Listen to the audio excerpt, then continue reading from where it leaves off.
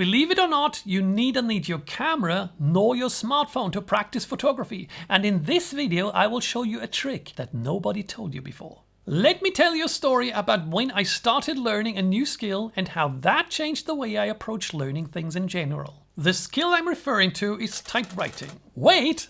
Don't click away, I swear this lesson will help you tremendously with your photography. So, I learned typewriting when I was 22. You may or may not know, but when you type with 10 fingers, each finger gets assigned to around 3 to 5 keys on the keyboard. For example, the left index finger is responsible for 4, 5, R, F and V.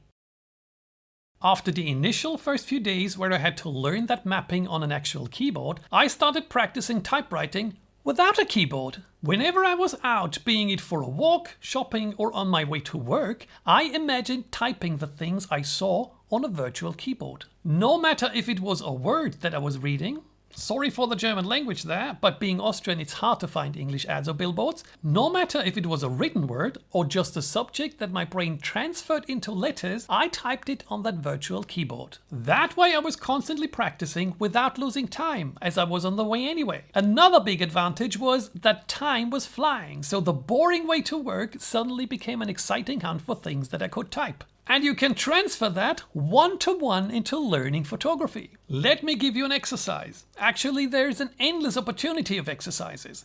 Next time when you are on your way to work, go shopping or just take a walk, find subjects that are either worth taking a photo of or are already a photo. For example, a billboard, a photo in a shop window, or whatever. Think about what it would take to photograph that.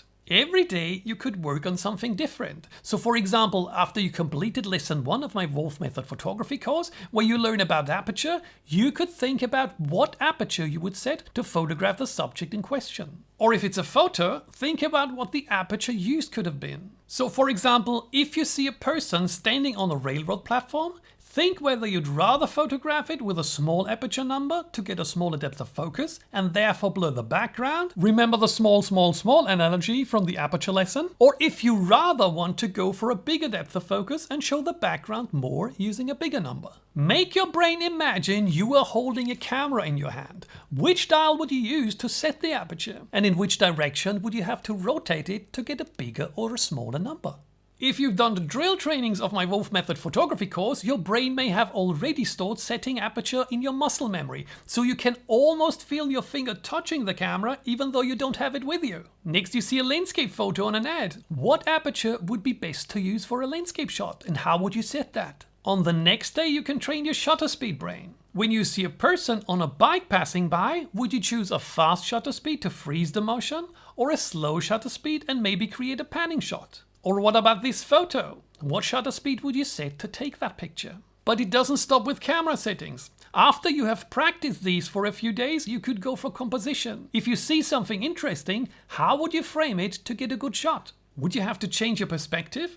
Maybe you would want to avoid a busy background and therefore would change your point of view. Think about the coffee composition trick that I taught you in the composition drill training. Go through the steps one by one in your mind to take a virtual image. And there's even more. Just think about light. If you walk through a street, at what time of the day would that be best to photograph? Would the most interesting houses be lit by the sun in the morning or in the afternoon? Always remember that the sun rises in the east and sets in the west. So what time would be best? Or in the same street, if you want to take a portrait, how would you go about getting the best light on your subject? Is there some open shade where you could place your subject? Or maybe some light bouncing off a wall that you could use to fill shadows? And you could go even further while taking your virtual portrait. Get your virtual camera again and consider what aperture you'd set and what shutter speed might be needed to not shake the camera with the focal length that you would use. The opportunities are endless, and believe it or not, that anticipation of subjects, camera settings, composition and light will constantly train your brain. And all that for free and without costing you any time either. You're on your way to work anyway. But